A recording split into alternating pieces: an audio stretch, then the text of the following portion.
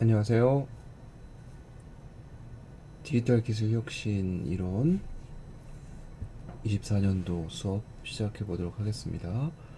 아, 3장 이노베이션 시스템이라는 거하고 또 디지털 트랜스포메이션 두 가지를 하려고 합니다. 각각에 대해서 약간 이질적인 챕터긴 한데 이노베이션 시스템 그리고 디지털 트랜스포메이션 두 가지를 각각 한번 수업을 진행해 보도록 하죠. 우선 이노베이션 시스템이라는 거는 기술혁신 이론에서 굉장히 핵심적인 내용들이기 때문에 전반적인 내용들을 좀 보고 거기에서 디지털 이노베이션에 관련된 거라고 할 수 있는 온라인 관련된 기술혁신에 대해서 좀 얘기를 해보고 그걸 조금 더 들어가서 디지털 트랜스포메이션하고 연관지어서 한번 진행해 보도록 하겠습니다. 이노베이션 시스템 관점에서 보면은 매크로 뷰라는 거 하고 또 계속 나오네. 그다음에 메조 뷰라는 거 중간 수준에서의 이노베이션 시스템을 얘기하는 거고 그다음에 마이크로 뷰 이거는 기업 수준에서 이노베이션 시스템을 보는 거라고 얘기를 했었죠. 뭐 우리 나노 뷰를 얘기를 하기도 하지만 기술 자체에 대한 거는 지난 시간에 우리가 많이 얘기를 했고 이제 국가나 산업 수준 그리고 기업 수준 이렇게 나눠서 기술 혁신 시스템에 대해서 한번 얘기를 해봅시다. 매크로한 관점에서 보면은 정말 거시적인 상황을 보는 것이기 때문에 기술 혁신 이론이 경제 발전에서 어떤 위치를 차지하고 있는가라는 것들을 보는 거죠. 우리는 기술 혁신 관점에서 거시적으로 봤을 때 VG 가설이라고 우리는 얘기를 하는데 두 사람이 얘기를 한 가설이죠. LDC라는 있나? 저기가 없네. LDC라는 거는 Less Developed Country를 얘기를 하는 거예요. 그러니까 후진 국가라고 얘기를 해야 될까요? 후발 국가라고 얘기할 수 있는 그런 부분에서 써봅시다. LDC라는 거는 Less Developed Country 후발 국가라고 얘기할 수 있는 거죠.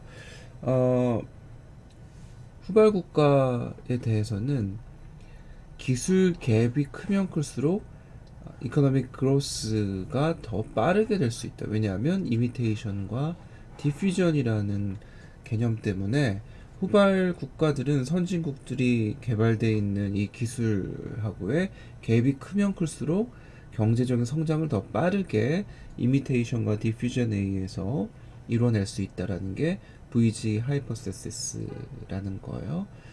그래서 이거를 테스트해 보기 위해서 테크놀로지 갭 시어리라는 거를 보는 건데 디벨롭드 컨트리하고 LDC 선발국이라고 할까 선진국하고 또 후발 국가들 이런 두 개의 기업 국가들을 고려해 봤을 때 프로덕션 펑션들을 각각 보고 이 DC와 LDC 사이에 컨버지 하는지 또는 다이버지 하는지를 보고 그게 yes 또는 o가 나오면 왜 그렇게 되는가 또 어떻게 진행이 될 것인가 이런 것들을 보는 게 핵심 리서치 심이라고 얘기를 할 수 있어요. 그래서 대부분 후발국에서의 산업화는 외부의 기술이 존재하기 때문에 그걸 활용하면 된다라는 차원이죠.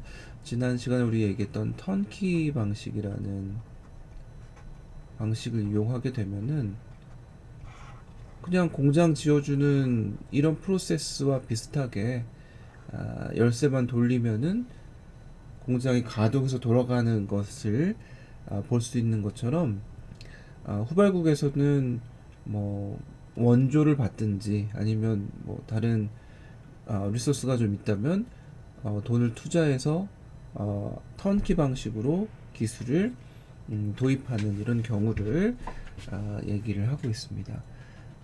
그래서 성공한 후발국들을 보면 산업화 관점에서 봤을 때 캐치업 스트래티지를 잘 쓴다고 봐야 되겠죠. 추격이라는 관점인데 캐치업 스트래티지를 잘 쓰게 되면 외부 기술을 잘 활용을 할 수가 있겠다. 그래서 결과적으로는 후발국이 선진국의 기술들을 잘 활용할 수 있으니까 뭐 잘 활용할 수 있는 국가가 있고 또 그렇지 않은 국가가 있지만 후발국 중에서 선진국의 기술들을 잘 활용할 수 있는 국가들은 선진국과의 기술 격차가 크면 클수록 성장 속도가 되게 빠르다. 왜냐하면 시행착오를 좀 줄일 수 있기 때문에 좀 빠르게 성장할 수 있다라는 그런 장점이 있을 수가 있다는 거죠. 그래서 우리나라도 그렇게 했었잖아요. 우리나라는 뭐 교육 수준이 좀 높고 또 인적 자원이 풍부하니까 능력은 있고 그래서 우리나라가 굉장히 그 후진 국가였을 때 선진국의 기술들을 잘 모방을 해서 빠르게 캐치업하는 이런 시기가 있었죠. 지금은 뭐 그런 시기는 지나긴 했지만 그래서 수준이 낮게 되면은 기술 개발 주기가 좀 짧아지기 때문에 기술 도입하는 비용이 낮아질 수 있겠죠. 그렇게 하면 빠르게 기술 개발과 제품 개발까지를 연결시켜 줄 수 있을 것이다 라는 게 얘네들이 생각하는 그런 내용들이라고 볼 수 있습니다. 그래서 그런 거를 데이터를 수집을 하게 되면 선진국, 후발국하고의 갭을 한번 분석해 봐야 되겠죠. 그래서 선진국은 이노버티브 커패시티가 좀 강한 곳이고 또 LDC는 이미테이티브 커패시티가 좀 강할 테니까 그런 관점에서 프로덕션 펑션들을 설명을 할 수 있다라는 그런 얘기가 될 수 있겠습니다.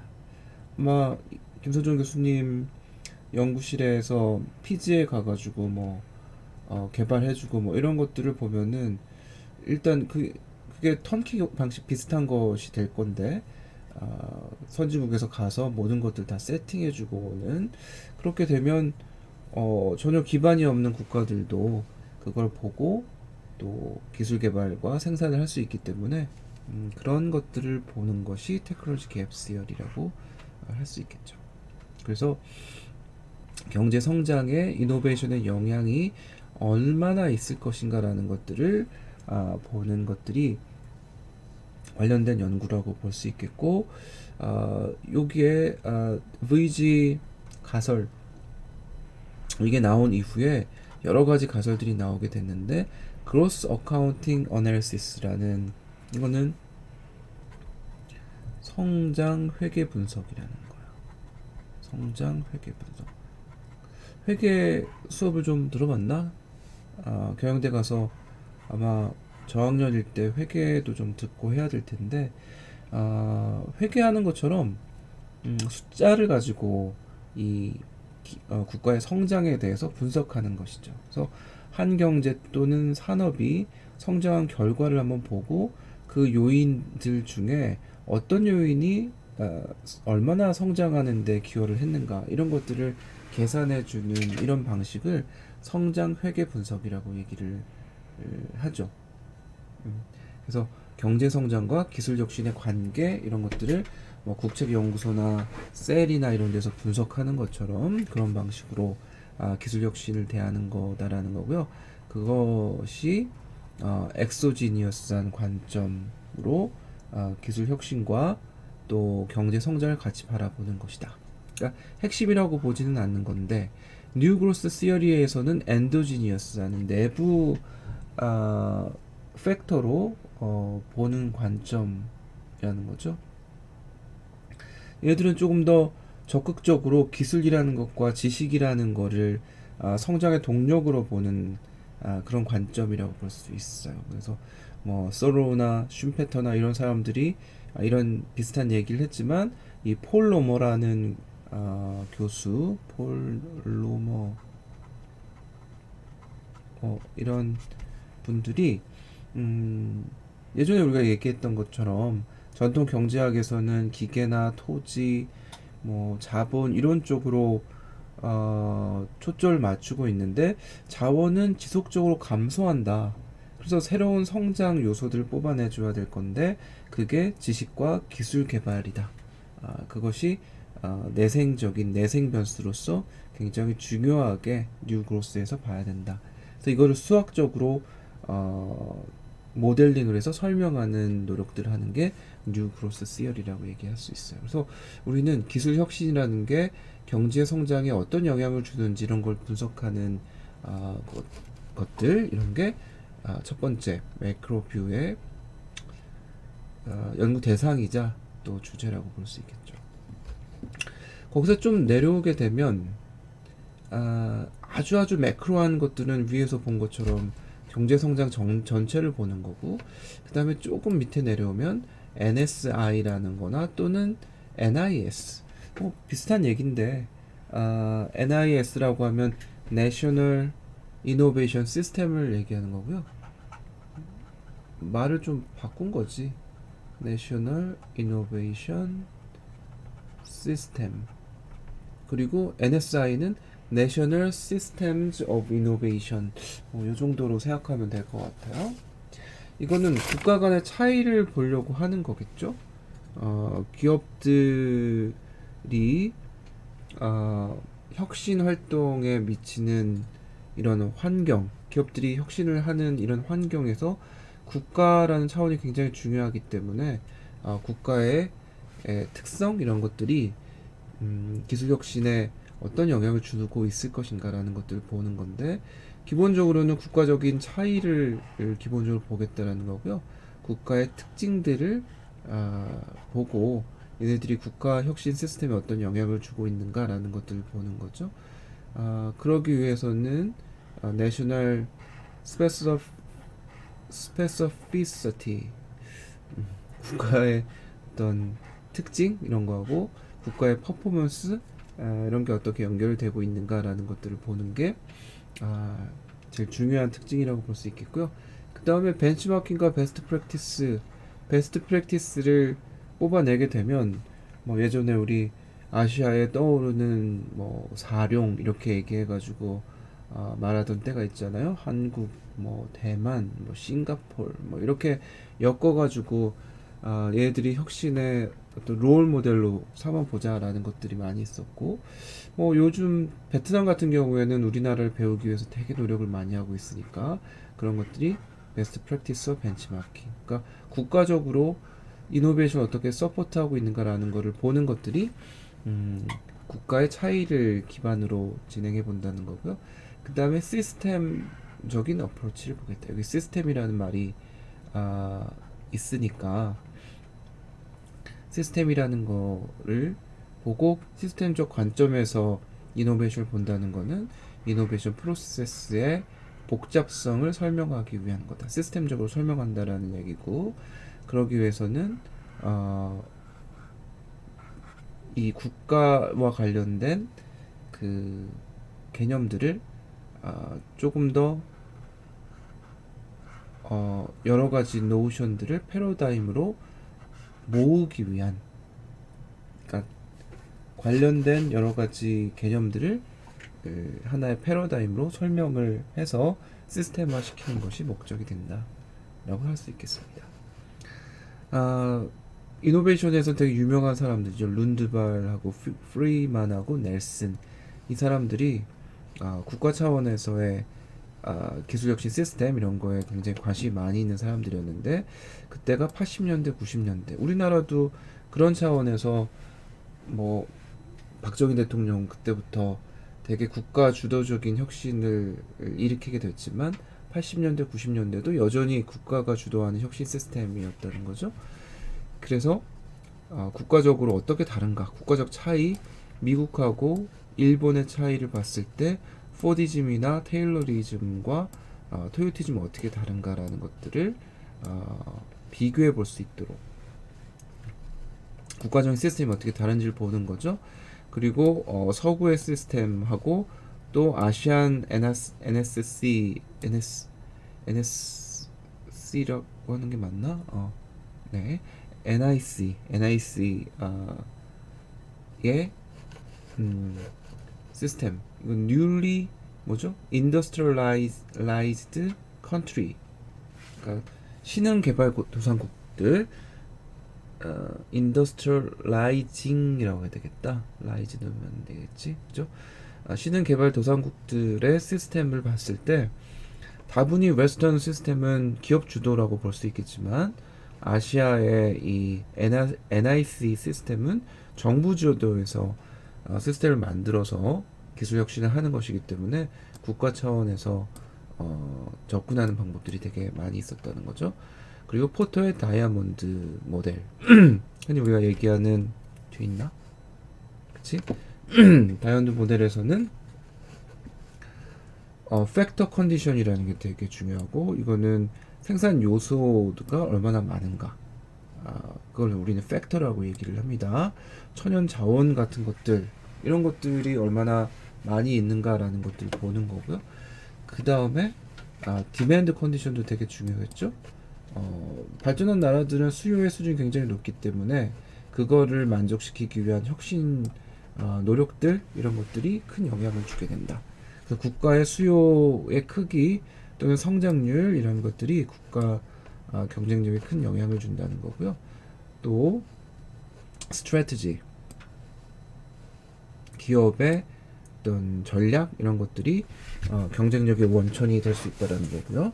뭐 삼성이나 LG나 뭐 현대니 뭐 이런 기업들의 전략들이 모여서 국가의 혁신에 영향을 많이 주고 있다라는 거고, 그 다음에 관련돼 있는 인더스트리들, 관련 산업, 자원, 이런 것들이 잘 수직적 또는 수평적으로 통합이 잘 되어 있는가, 연관이 잘 되어 있는가, 이런 걸 보는 거죠. 그래서 그냥 한 개의 산업만 동떨어져서 있는 게 아니고, 뭐 자동차다라고 하면 뭐 배터리 산업도 있고, 우리나라가 배터리가 굉장히 강할 수 있다라는 게 자동차 산업이 중심적으로 있기 때문에, 또 반도체 산업하고 배터리 산업하고 또 연결시켜 줄 수 있다라는 거, 이런 관점에서 국가 경쟁력을 논의할 수 있다라는 거죠. 그래서 마이클 포터가 얘기한 요 네 가지의 기준에 의해서 국가들의 경쟁력이 얼마나 높은가라는 것들을 분석을 해보고 있다라고 할 수 있겠어요. 그래서 요 네 가지 그 요소들을 가지고, 컴포넌트를 가지고 국가 경쟁력의 스테이지를 한번 나눠본 거죠. 이쪽 국가 경쟁력을 분석한 사람들은 제일 먼저 국가 경쟁력 라이프 사이클로 봤을 때 국가가 발전할 때 처음으로 기반이 되는 거는 팩터다라는 거고요. 천연 자원 같은 것들, 요소가 많이 있으면 그걸 가지고 국가 경쟁력을 삼는 경우가 되게 많이 있을 것이다. 그런 경우에는 저비용의 인력, 또 천연 자원, 이런 것들 가지고, 뭐 인력도 팩터니까, 인적 자원의 팩터이기 때문에 이걸로 경쟁력을 지니고요. 또 천연 자원, 석유니 무슨 철광석이니 이런 거 많은 국가들이 그런 천연 자원을 바탕으로 해서 국가 경쟁력을 쌓아 나갈 수 있기 때문에 그런 요소들을 가지고 승부하는 그런 시기다라고 얘기할 수 있겠고, 그런 첫 번째 단계에서는 임금이 낮고요. 또 좀 가난한 국가들, 이런 국가들이 이걸 기반으로 해서 국가 경쟁력을 확보할 수 있겠다. 그래서 이런 경우에는 경쟁 우위가 팩터 컨디션으로부터 나오게 된다는 거고요. 중국이 이제 팩터에서 이쪽을 넘어갔다고 봐야 되겠죠. 인베스트먼트 드리븐 스테이지라고 얘기를 할 수 있을 것 같아요. 아직도 팩터 드리븐 스테이지에 있는 데가 어디 있을까요? 아직도 사우디나 뭐 이런 나라, 혹은 칠레에서 리튬이나 이런 것 때문에 배터리 산업의 아주 핵심적인 역할을 하고 있는 국가라고 볼 수가 있는데, 그런 요소 자원이 많이 있는 국가들의 경쟁력 스테이지, 그거를 팩터 드리븐 스테이지라고 볼 수 있겠고, 그런 다음에 이제 지나게 되면 투자 기반의 경쟁력 확보로 넘어가게 되는 거예요. 그러려면은 이제 공장을 짓게 되고, 공장을 지으려면 캐피탈 인베스트먼트를 해야 되겠죠. 도로 놓고 항만 세우고 돈이 있어야 하는 일이기 때문에, 이런 경우에는 규모의 경제, 이걸 통해서 경제 고위를 확보하는 그런 매뉴팩처링 기반의 국가 경쟁력 확보 단계다라고 얘기할 수 있겠고, 그런 경우에는 이제 생활 수준 이런 것들이 조금 높아지지만 여전히 낮은 수준이라고 얘기할 수 있겠고요. 이런 경우는 지금의 차이나 그리고 싱가포르, 한국이 다음 단계로 넘어갔다고 봐야 될까요? 아직 인베스트먼트 단계라고 얘기할 수 있을 것 같고, 이제 다음 단계로 넘어가기 위한 노력들을 되게 많이 하고 있다라는 정도가 될 수가 있겠죠. 그 다음에 이노베이션 드리븐이에요. 혁신 기반으로 발전을 하게 되면 국가가 이제 단지 요소나 투자로만 끝나는 게 아니고 이제 혁신이라는 걸 바탕으로 해서 국가가 발전하는 단계에 접어들었다라고 보는 거죠. 그렇게 되면 혁신을 기반으로 국제사회에서 컴피팅하는 기업들이 되게 많아지는 거고요. 또 실제로 번영 이라는 게 여기에서 달성이 된다는 거죠. 그 이전까지는 투자에 의해서 성장했다라고 하면 여기서 드디어 어떤 경제 번영이라는 게 이루어지고 있다라는 거고요. 다이아몬드가 fully in place 되는, 아까 얘기했던 뭐 요소, 그리고 전략, 연관된 산업, 그리고 디맨드 사이드 이런 것들이 다 충족된 것이라고 볼 수 있겠고, 미국이 대표적인 이노베이션 드리븐이라고 볼 수 있겠죠. 그 다음에 조금 더 노세한 기업들은 부주도 스테이지라고 얘기할 수 있겠는데, 이럴 때는 엔트러프리너가 거의 없고요. 유럽이나 UK를 보면은 그렇다고 볼 수 있겠는데, 엔트러프리너들이 많이 보이지 않고 그냥 공무원에 의해서 돌아가는 그런 이코노미를 웰스 드리븐 스테이트라고 얘기를 합니다. 이런 경우에는 경쟁을 통해서 어떤 가치를 창출하는 거에 대해서 별 믿음감이 없고요. 또 이노베이션을 하는 모티베이션이 되게 적어서 이제 금융 산업이라는 게 조금 더 다른 산업보다 중심이 되는 그 혁신이나 또는 뭐 매뉴팩처링 이런 것들을 다 떠나보내고 이제 금융 부에 관련된 산업만 남아 있는 경우를 웰스 드리븐 스테이지라고 얘기를 합니다. 그런 경우에는 부를 만드는 것보다는 부를 분배하는 거에 국가적 그 목적이 정해져 있는 거라고 볼 수가 있겠죠. 그래서 이 네 가지의 스테이지를 가지고 국가 경쟁력이 어느 위치에 와 있는가라는 것들을 우리가 분석을 해볼 수 있을 것 같아요. 어떻게 분석할 것인가, 또는 어떤 연구를 할 것인가라는 측면에서 봤을 때 인풋, 아웃풋을 일단 정의 내려볼 수 있겠죠. 국가의 프로파일, 그리고 그 액터들이 누가 있는가, 그러니까 팩터라는 관점에서 국가가 어떤 특징을 지니고 있는가 하고, 안에 있는 국가 경쟁력을 결정시켜 줄 수 있는 뭐 거버먼트나 펌들, 뭐 이런 액터들이 누가 있는가라는 걸 보는 거고요. 또 각각의 액터들이 지니고 있는 펑션들이 어떤 게 있을까, 이렇게 인풋 관점에서 정의를 내려주는 거고, 그 다음에 그런 인풋을 바탕으로 해서 국가 경쟁력 관점에서 경제적인 퍼포먼스 그리고 기술 경쟁력이 얼마나 높은가라는 걸 보면 인풋과 아웃풋 간의 관계를 분석해 보는 거죠. 그래서 국가의 특징이 퍼포먼스로 어떻게 연결될 수 있을까라는 것들을 분석을 해볼 수 있겠다. 그래서 분석을 표준화시켜 본다라고 하면 페어와이즈 컴패리슨에서 국가 간의 비교, 뭐 한국하고 일본을 분석한다든지, 한국하고 대만을 분석한다든지 또 뭐 어쨌든 두 개씩 이렇게 페어와이즈로 컴패리슨 해가지고 국가의 특징들이 어떻게 다른가 그리고 그 특징들이 퍼포먼스하고 어떻게 연결되고 있는가라는 걸 보는 거고요. 팩터 와이즈 컴패리슨이라는 거는 뭐 인베스트먼트라는 팩터가 혹은 뭐 테크놀로지라는 팩터가 혹은 디맨드라는 팩터가 역시 국가적으로 어떤 특징들을 보이고 있는가 또 그 영향도는 어떤 것들이 있는가 이런 것들을 팩터 기반으로 해서 분석해 보는 것들을 팩터 와이즈 컴패리슨이라고 얘기합니다. 그래서 매크로 뷰를 한번 봤고요. 매크로 뷰에는 RSI라는 것도 포함이 되어 있네요. Regional System of Innovation이라는 거고 이거는 뭐죠?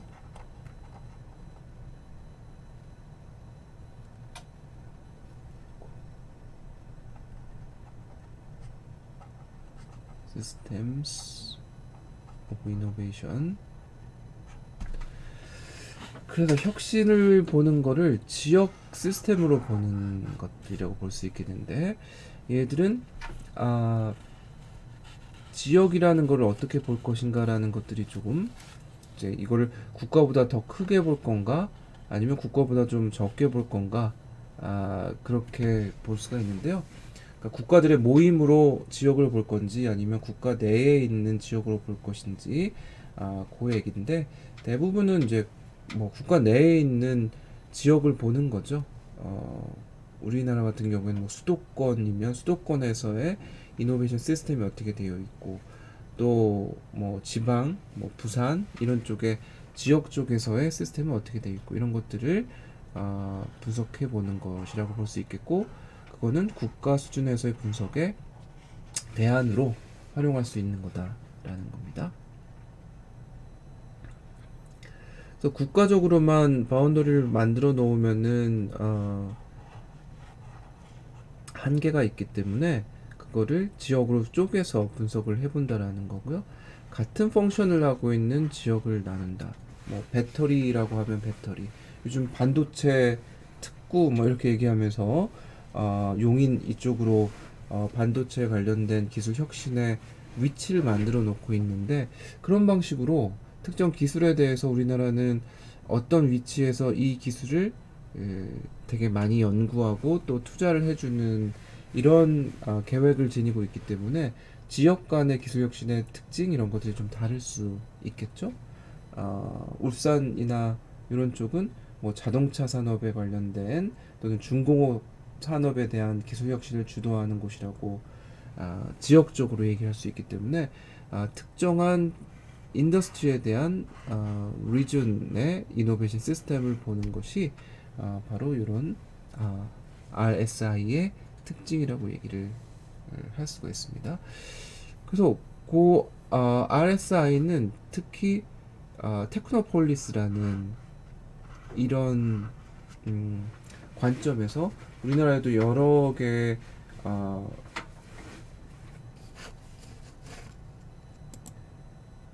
산업 단지 같은 것들이 많기 때문에 벤처가 기반이 되는 어떤 산업 단지들 이런 것들의 특징들은 어떤 게 있고 또 이노베이션 클러스터라고 우리 항상 얘기를 하는데 특정 클러스터가 만들어져서 그 클러스터가 왜 만들어졌는가 또 다른 클러스터하고는 기술 혁신의 차이 프로세스의 차이 이런 것들이 어떤 게 있는가라는 것들을 분석하는 그런 정책적인 실행 혹은 연구 이런 것들도 다 연구적 뿐만 아니라 실제로 클러스터를 만들어 가지고 산업적으로 지원해 주는 이런 산업 정책들이 많기 때문에 그런 것들이 여기에서는 관심 대상이다고 할 수 있겠습니다. 그 다음에는 메조뷰인데요. 산업 수준에서 보는 거죠. Sectoral Pattern of Innovation이라는 우리 계속 지난 시간에 얘기했던 파빗이라는 사람이 영국의 학자인데 이 사람이 SPI라는 거의 개념을 정제화시켰다고 할까? 대가죠. 그래서 이 사람은 산업마다 섹터 스페시픽한 idiosyncratic difference가 존재한다. 그래서 산업마다 상위의 어떤 특징들의 패턴들이 있기 때문에 그걸 분석해 보자라는 거고요. 또 그것에 대한 디터미넌트는 뭐가 있을 것인가? 왜 그런 다른 패턴들이 나오고 있는가라는 그런 디터미넌트 팩터들이 어떤 게 있는지 보는 거고, 또 전략이나 폴리시 같은 것도 다 산업마다 다르기 때문에 그걸 분석 한번 해보자라는 거죠. 그래서 리서치는 섹터 간의 차이가 어떤 게 있는가라는 걸 보는 거 되게 많이 활용이 되는 겁니다. 아노바 분석 같은 것들 항상 많이 하죠. 데이터가 있다면 산업 간의 차이를 분석할 때 아노바 분석 같은 걸 하면, 뭐 예를 들면 뒤에 나와 있겠지?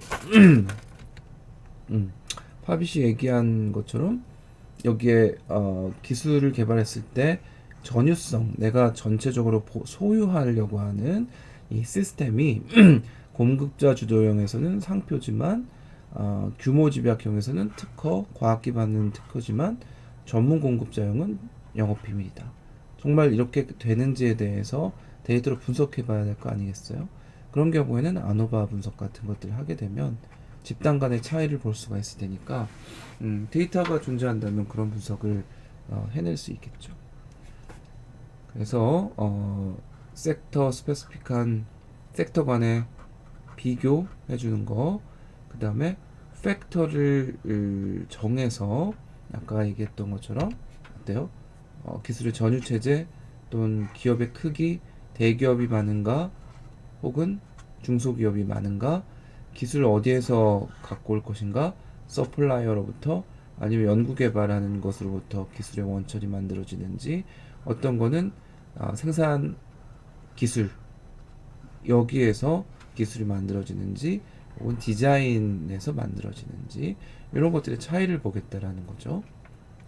그래서 팩터를 기반으로 해서 보겠다. 그리고 페어와이즈 컴패러티브 어널리시스다.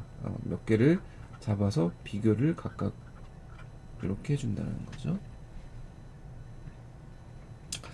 그런데 이게 요즘은 좀 어려운 게 인더스트리를 걸쳐서 클래시피케이션 하는 것들이 좀 많다. 융합 산업이라는 게 되게 많아지고 있기 때문에 도대체 하나의 산업이, 물론 뭐 클리어하게 분류가 되는 산업들도 있지만 그렇지 않고 이렇게 걸쳐 있는 그런 산업들이 많다라는 거죠. 그래서 그런 걸쳐 있는 기술들에 대해서 이 산업 간 분류를 통해서 분석하는 게 쉽지 않은 상황이 된다라는 거고, 그 다음에 인더스트리 안에서도 클래시피케이션을 해서 세부적인 내용의 기술들이 또, 물론 인더스트리 안에 모든 그 세부 인더스트리 분류가 그 산업을 다 포함을 하면 좋을 것 같은데 그러지 않는 경우도 종종 발생을 한다. 좀 이질적인 세부 분류들이 들어가서 전체 인더스트리를 다 포괄하지 못하는 경우, 이런 것들도, 그건 뭐 분류가 좀 잘 안 됐을 때의 문제가 될 수 있겠죠. 그래서 그런 경우가 있을 수 있다는 거고, 또 분석할 때 국가, 그리고 기업, 그리고 시간, 이런 것들 다 고려해서 분석을 해줘야 되기 때문에 좀 어려움이 있다라는 거죠. 예를 들어서 산업 간에 분석한다라고 했을 때 여러 국가의 산업들을 같이 묶어놓고 애그리게이션해서 분석하면은 문제가 될 수도 있으니까 그런 부분들을 좀 나눠서 분석해줘야 되겠다 라고 얘기할 수 있겠고요. 데이터는 특히 국가에 대한 프로파일, 그리고 특허 뭐 이런 것들을 기반으로 해서 분석을 해주게 되는 그런 프로세스로 진행을 하게 되겠죠. 그래서 우리가 얘기한 것처럼 산업을 파빗은 공급자 주도형, 그러니까 전체 산업 중에 섬유, 의복, 인쇄, 출판, 이거는 공급자가 주도하는 산업이고, 자동차, 정유, 항공, 철강 이런 거는 규모가 엄청 큰 산업이고, 그리고 공작기계, 정밀기계는 이 스케일 인텐시브한 매니팩처링 섹터를 도와주는 그래서 공작기계나 정밀기계가 있어야지 이 자동차 산업의 프로세스가 돌아갈 테니까 그런 거를 전문 공급자용이라고 얘기하고요. 화학, 전자, 생물 이런 것들을 과학 기반형이라고 얘기할 수 있겠죠.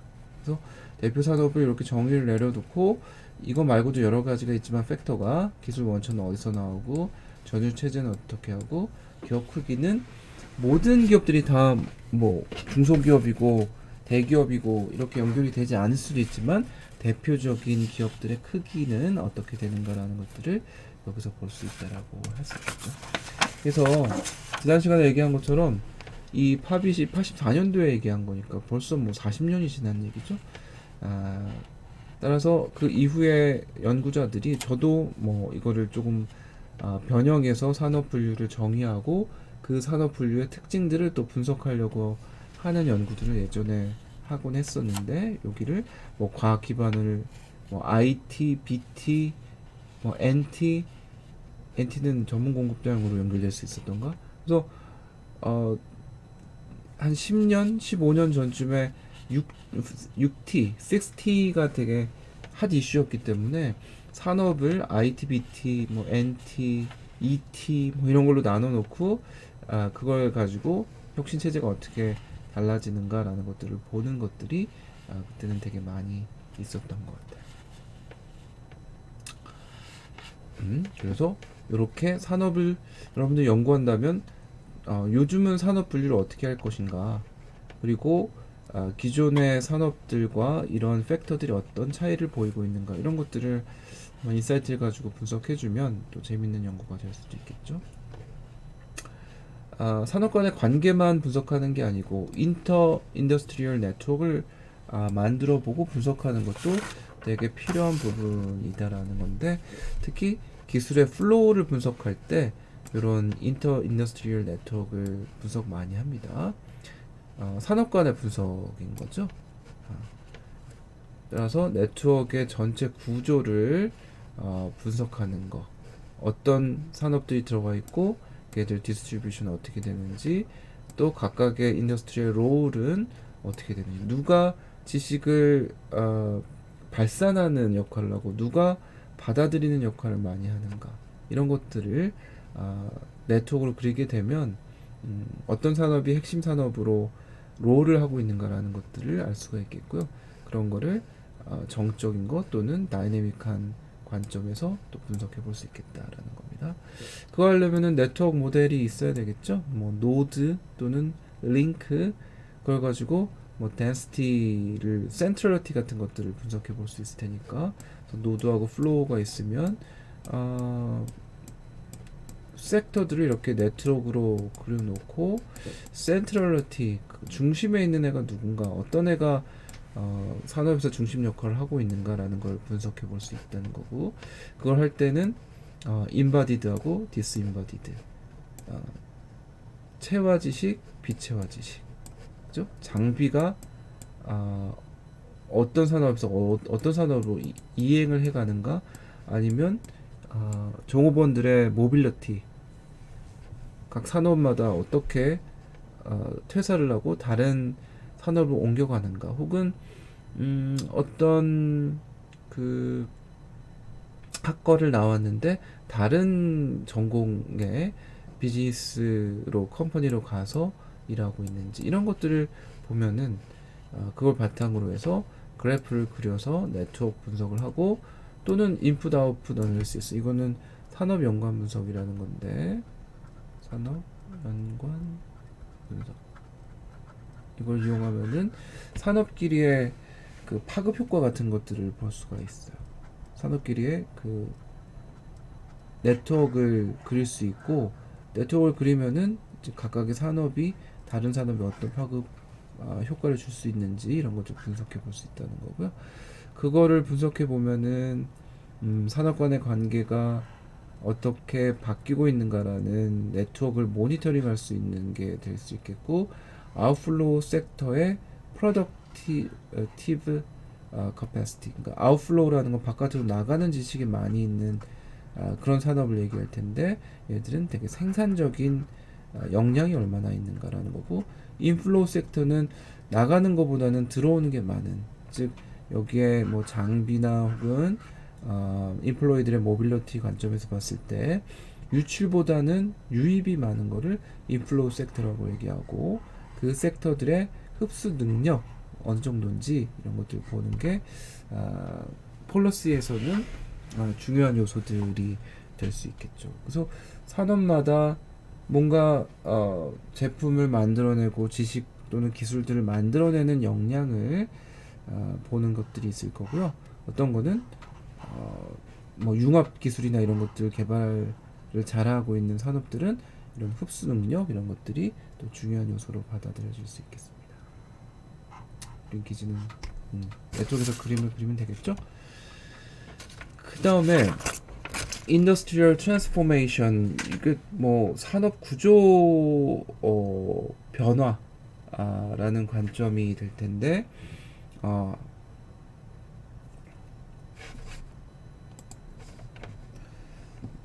이거는 사실 앞에 있는 거하고 뭐 비슷한 내용이라고 볼 수도 있을 것 같아요. 이거는 앞쪽에 있는 거는 인더스트리끼리의 관계를 분석하는 그런 내용을 보는 거고요. 얘네들은 산업적으로 그 구조 변화가 어떻게 일어나고 있는가라는 것들을 보는 것이기 때문에 조금 뭐 관점은 다르지만 분석하는 방식은 좀 비슷하겠죠. 그래서 하나의 산업이 다른 산업에 어떤 영향을 주고 있는가라는 걸 분석하는 게 산업 간의 관계를 분석하는 하나의 요소가 될 수 있을 것이고, 산업 구조의 변화의 정도 그리고 변화의 방향 이런 것들을 분석해 보는 거죠. 다분히 정성적인 내용들이 좀 많이 들어가 있는, 그러니까 위쪽에서 보는 거는 데이터를 가지고 하는 거긴 하지만 앞에 있는 인터 인더스트리얼 네트워크하고 크게 다르지 않은 내용들이라고 볼 수 있겠고요. 네트워크 분석하고 산업 연관 분석하고 또 어떤 팩터를 정해서 데이터 분석해서 어떤 상관관계가 있는가 또는 인과관계가 있는가 이런 것들을 분석해 보는, 그래서 트랜스포메이션의 정도와 방향 이런 것들을 특히 정성적인 분석을 통해서 산업 구조가 어떻게 변화되어 가고 있는가라는 거를 보는 거죠. 그거는 경제적인 것뿐만 아니라 조직적인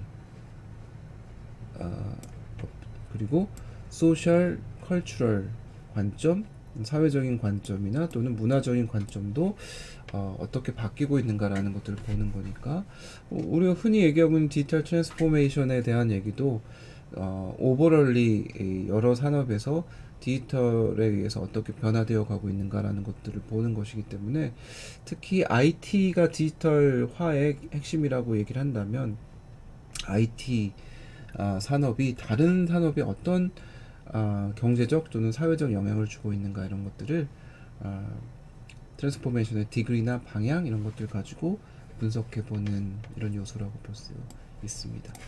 그래서 특히 우리는 이런 디지털 트랜스포메이션에 조금 관심을 많이 갖고 있다라는 얘기고요. 또 테크놀로지 스피드오버 관점에서 보면 기술의 이것도 이제 뭐 파급이라고 얘기를 할 수 있는데, 특히 USPC하고 SIC 콘코던스라는 매트릭스를 만들어서 분석하는 데 기반으로 삼는 사람들이 있는데, 이건 뭐냐면 이 패턴트 클래시피케이션하고 그다음에 인더스트리얼 클래시피케이션 시스템, 스펠링 맞나? 어쨌든 요거는 산업 분류고요. 요거는 특허 분류.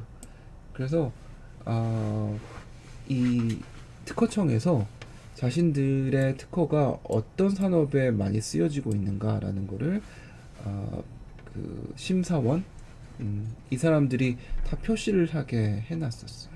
그래서 SIC로 카테고리가 있고 또 USPC 클래시피케이션이 있으니까 이거를 분석을 해서 특정 특허 분류에서 나온 게 어떤 SRC 필드에 활용이 되고 있는지를 매치를 다 시켜놓은 거지. 그럼 이제 우리는 어떤 거를 이용할 수 있어요? 기술 분류가 산업 분류하고 어떤 연관관계를 가지고 있는가, 어떤 산업이 기술 분야가 뭐 어떤 게 있을까? 뭐 배터리 기술 분야다라고 하면 패턴트 클래시피케이션에서 배터리라고 얘기하는 것들이 산업으로는 어디에서 많이 활용이 되고 있을까라는 것들을 다 콘코던스 매트릭스로 만들어 놨다라는 거예요. 해봤더니만 특허들이 한 개의 필드하고 매치가 되는 게 70%고요. 두 개 이하로 매치되는 게 91, 세 개 이하로 매치되는 게 96. 이런 식으로 각각의 인더스트리하고 또 패턴트 클래시피케이션 이거를 연결을 시켜주는 그런 연구들을 했다라는 거죠. 아마 여러분들이 저는 뭐 이 매트릭스를 예전에 엑셀 파일로 받아가지고 분석을 해보기도 했는데 여러분들도 우리는 애플리케이션에 관심이 많은 사람들이기 때문에 이거를 뭐 머신러닝 이런 것들로 분석해 볼 수도 있겠네. 뭐 특허 분류가 나왔을 때 이게 어느 인더스트리에서 쓰여질 수 있을 것인가라는 게 사람의 판단에 의해서 콘코던스 매트릭스를 만들었다라고 하면 우리는 거기 안에 나와 있는 어떤 단어 같은 것들을 특허의 단어들을 보고 그걸 분석해서 인더스트리를 연결시켜주는 이런 연구들 그런 연구들 많이 있을 것 같긴 한데 한번 여러분들이 찾아보세요. 재밌는 그런 연구가 될 수 있을 거예요. 그러니까 특허의 개발 또는 기술의 개발이 결국 우리는 산업으로의 애플리케이션이 어디에 있을 것인가라는 것을 보는 것이니까 그런 특허와 또 산업 간의 관계 이런 것들을 데이터 분석으로 제시해 줄 수 있다면은 특정 기술이 개발될 때 어떤 가치 이런 것들을 분석해 줄 수 있는 요소로 활용이 될 수 있을 것 같아요. 그 다음에 이제 디지털 관점에서 보면 온라인에 관련된 이노베이션 쓰임들이 어떤 게 있을까? 요즘은 온라인 이노베이션 그리고 날리지 베이스드 이노베이션 이런 것들이 관심을 가지고 있기 때문에 그거에 관련된 여러 가지 리서치 쓰임들이 나오게 될 수 있을 것이다. 그래서 날리지를 기반으로 해서 이 트렌드 모니터링을 한다든지 데이터 기반이죠. 기회를 어떤 게 있는지를 파인딩하는 기술 개발 또는 기술 혁신의 기회 그리고 디퓨전 레이스를 포캐스팅하는 데이터를 가지고 분석을 하는 거죠. 디지털 트랜스포메이션의 일종이라고 볼 수 있겠고요. 또 온라인으로 변화되어 가면서 비즈니스 모델링을 어떤 식으로 해줄 수 있을 것인가. 요게 이제 기술 경영에서 많이 영역을 넓히고자 했던 영역인 거죠. 기술만 분석하기보다는 BM 특허, 비즈니스 모델 특허를 분석하게 되면 이거 가지고 뭔가 비즈니스 모델까지 연결해 줄 수 있지 않을까. 새로운 비즈니스 모델 만드는 것까지를 연결할 수 있지 않을까라는 게 우리가 생각하는 모습들이었고 대부분이 비즈니스 모델 특허라는 거는 온라인과 관련된 비즈니스 여기에 특허들이 많이 있기 때문에 뭐 아마존의 원클릭 특허 이런 것들을 보면은 그 비즈니스 모델 특허로 미국에서 특허를 받았는데 대부분 그거는 온라인화 시키기 위한 특허들이라는 거죠. 그냥 일상적으로 전통적인 비즈니스 모델에 대해서 특허를 주는 게 아니라 비즈니스 모델을 이 기술하고 연결시켜 줄 수 있어야지 특허를 주는 거니까 비즈니스 모델 안에 어떤 기술이라는 거, 정보 시스템 이런 것들이 연결시켜 줄 수 있도록 하는 특허들을 BM 특허로 주는 거고요. 그 안에는 기술적인 요소들이 다분히 들어갈 수 있기 때문에 그걸 가지고 새로운 비즈니스 모델을 예측하는 기술 기반의 비즈니스 모델을 하는 이런 연구들 많이 하게 되는 거죠. 그래서 뭐 이런 것도 있다 봅시다. 그 다음에 날리지 기반의 혁신, 그게 어, 기술 경제학하고 또 산업공학도들도 이 지식 기반 경제 또는 디지털 경제 이런 것들을 보는데 산업공학도들도 많이 하지만 기술 경제학이 뭐 좀 원초적인 연구 액터들인 거죠. 그래서 디지털 기반 경제 성장 또는 지식 기반 경제 성장 또는 산업 구조 분석할 때 지식 기반 산업들이 어떤 구조를 가지고 있는가, 또 디지털 기반 산업들은 어떤 구조이고 또 변화는 어떻게 동인으로서 작용을 할 수 있을까, 이런 것들을 보는 연구 주제가 있다는 거고요. 또 경영학에서 보는 거는 지식 경영 조직을 어떻게 할 건가, 지식의 속성, 분류, 암묵진지, 뭐 명시진지, 이런 지식의 속성과 분류, 또 지식 조직, 문화 체계, 이거를 디지털 기반으로 얘기를 해도 좋을 것 같아요. 디지털 데이터의 속성, 그리고 데이터를 다루는 데 있어서 관리하는 조직, 또 디지털 문화, 우리 디지털 수준 분석에서 얘기하고 있는 내용들 여기 다 포함되고 있다라는 거고요. 그 다음에 자산 관리, 회계학이나 아이들이 하는 거, 특정 지식이 어느 정도의 가치가 있는가, 이런 것들 분석하는 거죠. 그래서 우리 연구실에서 데이터의 가치 측정 이거 열심히 하고 있죠. 그런 것들, 새로운 형태의 자산들이 나왔을 때 그것에 대한 가치 측정하는 게 이노베이션에서 굉장히 중요한 부분이기 때문에 그런 연구 주제들을 우리 다룰 수 있다는 거고요. 또 아이하고 컴퓨터 사이언스에서는 지식경 시스템 설계 구현, 기업이 가지고 있는 지식들을 어떻게 시스템으로 넣을 수 있을까라는 게 여기서 하고 있는 내용들이라고 얘기할 수 있겠습니다. 네, 그래서 그런 그 지식 경영 또는 뭐 디지털에 관련된 리서치 심 고를 이런 방식으로 연결시켜서 얘기해 볼 수 있을 것 같아요. 네, 이노빌 시스템은 여기서 마무리 짓도록 하겠습니다. 네, 수고했습니다.